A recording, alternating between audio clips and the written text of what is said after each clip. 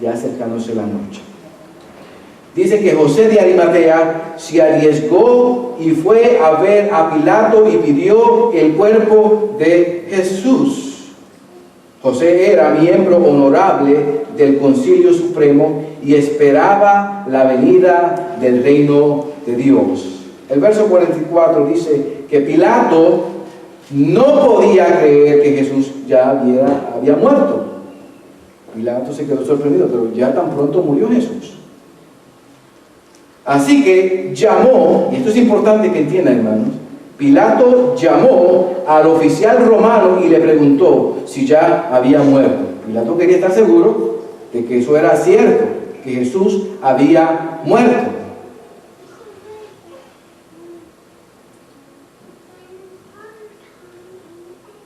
El oficial lo confirmó, así que Pilato le dijo a José que podía llevarse el cuerpo. Dado a que ya el oficial confirmó de que sí, estaba muerto, dijo que José ahora te lo puede llevar.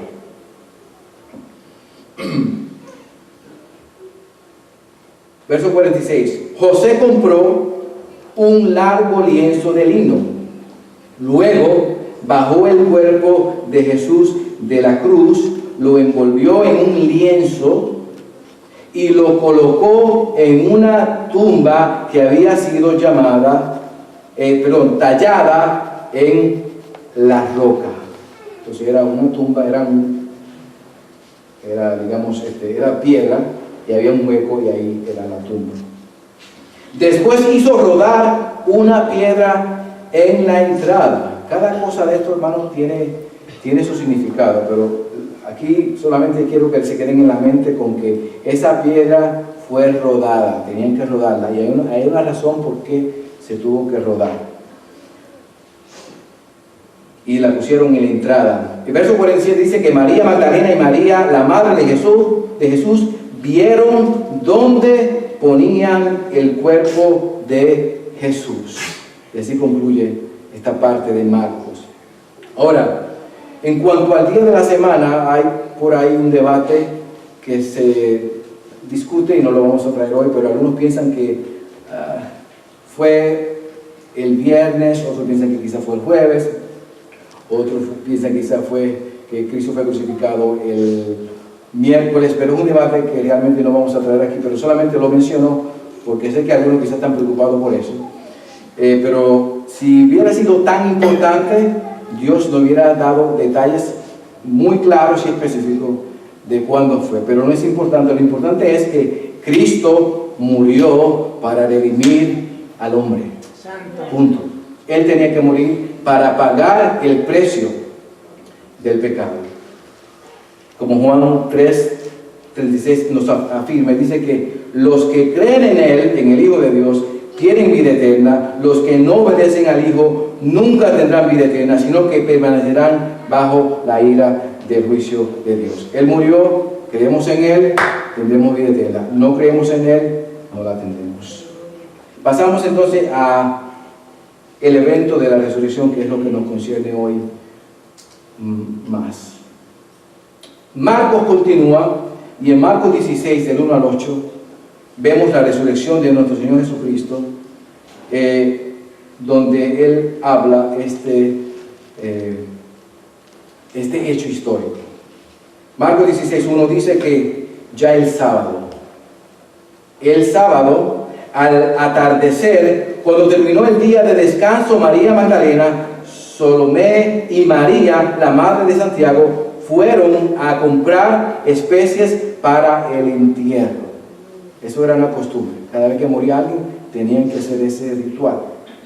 A fin de ungir el cuerpo de Jesús, el domingo, dice el verso 2, por la mañana, muy temprano, justo al amanecer, fueron a la tumba. Verso 3. En el camino se preguntaban unas a otras, ¿quién nos correrá la piedra de la entrada de la tumba? Aquí viene otra vez el énfasis de la piedra que estaba al frente de la tumba. Más adelante les explico más. Y estaban preocupadas, ¿quién va a mover esa piedra? Ellas eran mujeres. Pero cuando llegaron, se fijaron y vieron que la piedra, que era muy grande, ya estaba corrida. Verso 5 dice que cuando entraron en la tumba, vieron a un joven vestido con un manto blanco, sentado al lado derecho. Las mujeres estaban asustadas, pero el ángel les dijo: no se alarmen. O sea, el joven no era un joven como tal, era un ángel. Incluso ahí, cuando vemos la perspectiva de otros libros, era más de un ángel, eran dos. Pero aquí la perspectiva de Marcos es de un ángel. Dice, las mujeres estaban asustadas, pero el ángel le dijo: no se alarmen, ustedes buscan a Jesús de Nazaret, el que fue crucificado. No está aquí. No está en la tumba. Wow, ¿se pueden imaginar ustedes ahí, hermano? En esa escena. Santo, sí. No está aquí. ¿Por qué no estaba ahí? Le dice el ángel: ha resucitado. Santo. No está aquí. Ha resucitado. Miren, aquí es donde pusieron el cuerpo. Ahora vayan y cuéntenles a sus discípulos, incluido Pedro, que Jesús va delante de ustedes a Galilea. Hermano, es el mismo llamado que tenemos nosotros. Hemos sido mandados a predicar el Evangelio.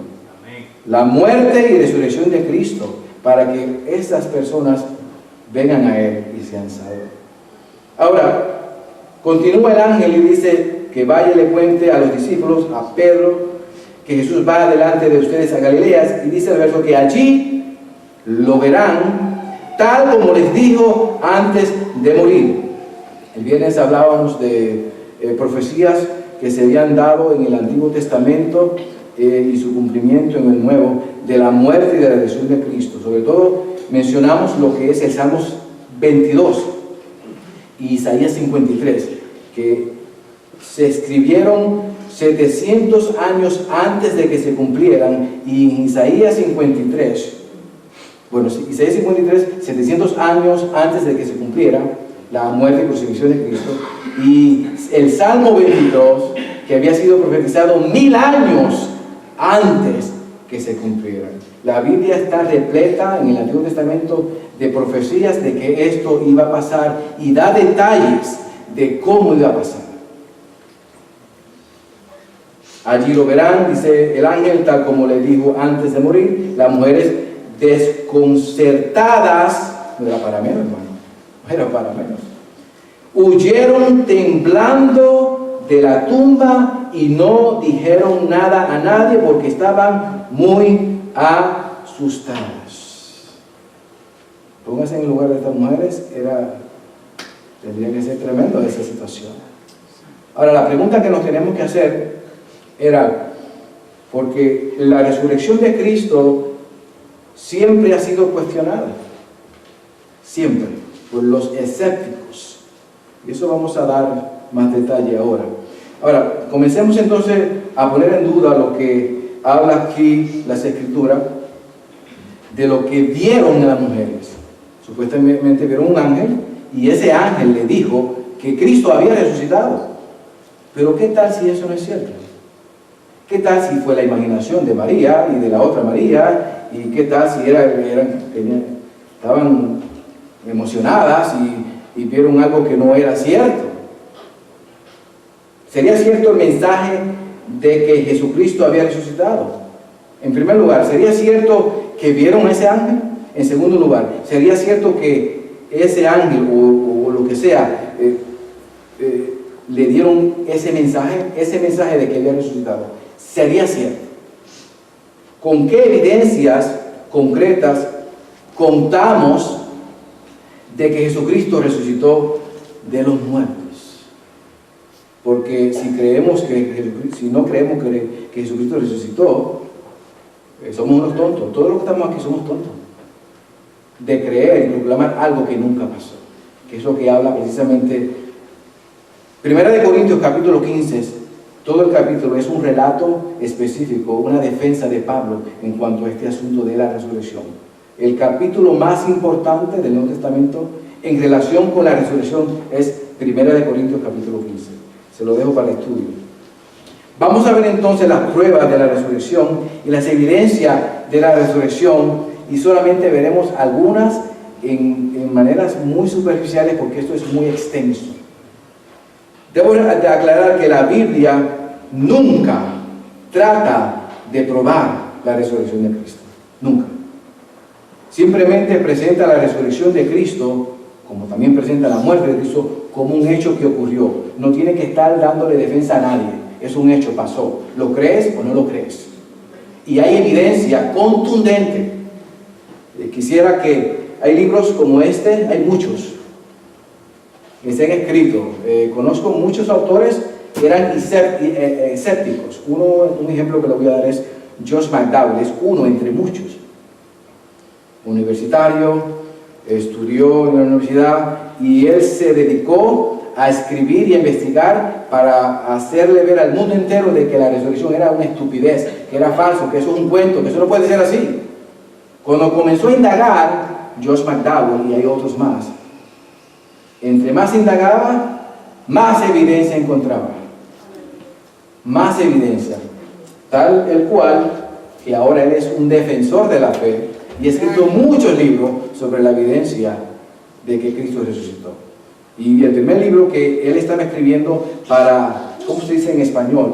Para to debunk, para poner por el piso la resurrección de Cristo. Ese libro que él estaba escribiendo, que se llama Evidencias que demandan un veredicto, de un libro que iba a ser ateo, lo convirtió en un libro creyente, porque era tanta la evidencia que tuvo que hacer el libro para beneficio del cristianismo. Ahora, la Biblia nunca trata de probar la resurrección.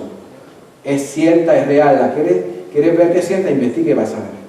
En la Biblia da suficiente evidencia, y la historia secular también. Ahora, vamos a ver una lista de cosas, sin dar detalles porque no hay tiempo, que demuestran que nuestro Señor Jesucristo resucitó de los muertos y que vive para siempre. Santo Dios. Vive para siempre. Primero, y voy volando, la tumba vacía. Hello, la tumba vacía. Vayan allá. No está. No se encuentra.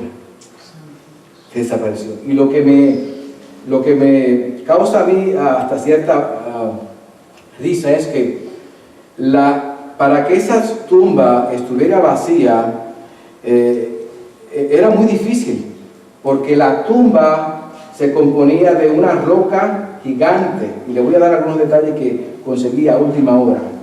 La piedra muy grande, 20 hombres no la hubieran podido mover.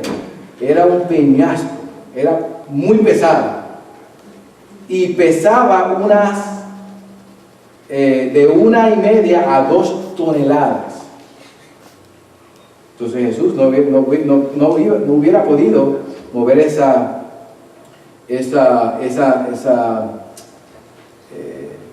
piedra, obviamente estaba muerto en primer lugar.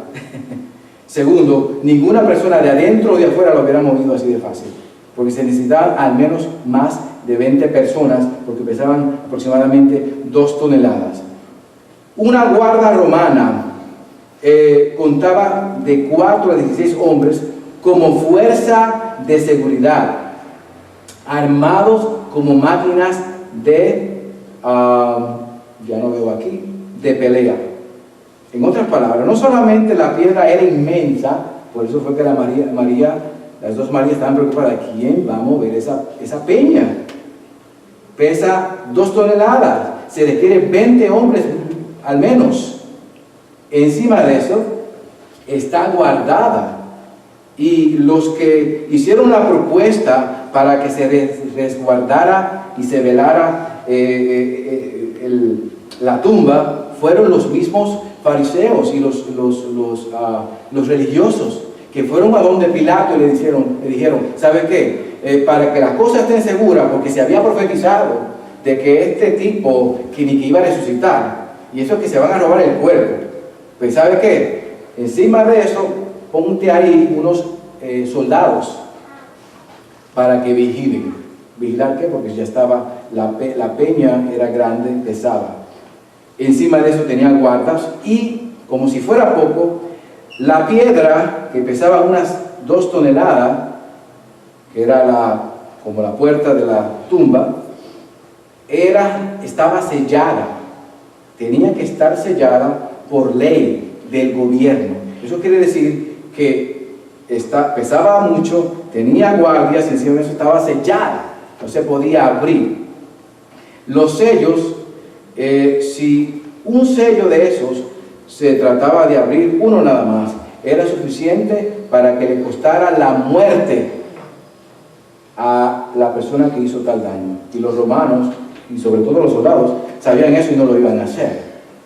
Miren qué difícil era de que pudieran decirse de que Cristo no había resucitado. Cuando vino ya María, la piedra estaba removida, a pesar de guardias, a pesar de el peso